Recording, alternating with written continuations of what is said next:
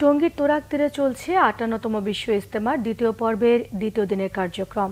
দেশ বিদেশের লাখ লাখ মুসল্লির উদ্দেশ্যে ঈমান, আমল, আখলাক এবং দ্বীনের পথে মেহনতের উপর বয়ান চলছে।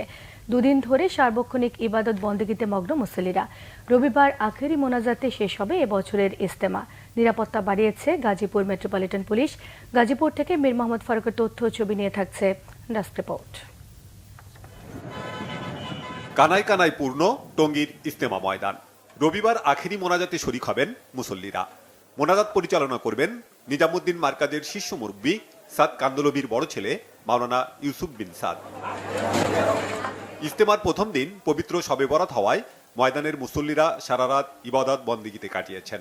শনিবার বাদ ফজর দ্বিতীয় দিনের বয়ান শুরু করেন ভারতের হযরত মাওলানা ইলিয়াস বিন সাদ। বাংলায় তর্জমা করেন মাওলানা ওসামা ইসলাম। ৮৫টি খিত্তায় অবস্থান নিয়ে তাবলিগ বিষয়ে মুরব্বীদের দিক নির্দেশনা শুনছেন দেশ বিদেশের লাখো মুসল্লি। আল্লাহ পাকের তৌহিদের কালেমা বুলন্দ করার জন্য সারা দুনিয়ার মানুষ হেদায়েত পেয়ে যাবে, এই জন্য আমাদের একত্রিত হওয়া। আমাদের দেশ এবং সারা বিশ্বে শান্তি ছড়িয়ে পড়ুক এবং কোনো ধরনের হিংসা এবং বৈষম্য ছাড়া যাতে আমরা সুন্দরভাবে সব ইজতেমা করতে পারি।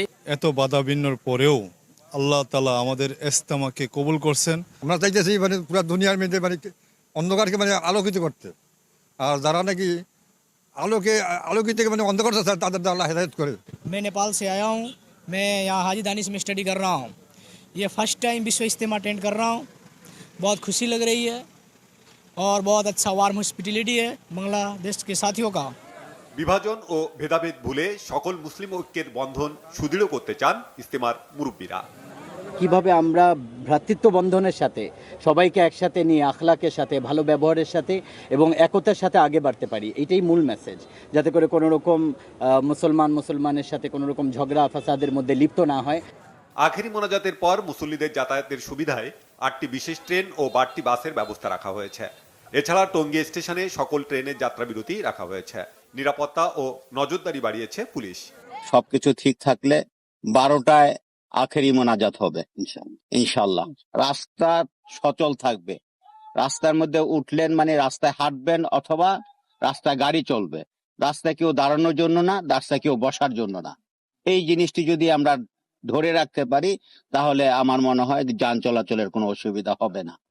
আখেরি মোনাজাত শেষে তাবলিগের দাওয়াতি কাজে বের হবেন দেশ বিদেশের ধর্মপ্রাণ মুসল্লিরা।